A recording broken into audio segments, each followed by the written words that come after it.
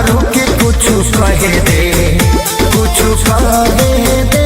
अभी बात करी रे बगली रहे दे, अभी बात करी रे बगली रहे दे।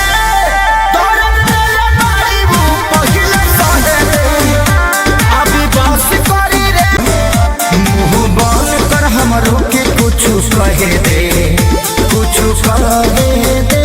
अभी बात करी रे बगली रहे दे, अभी बात करी रे बगली रहे दे।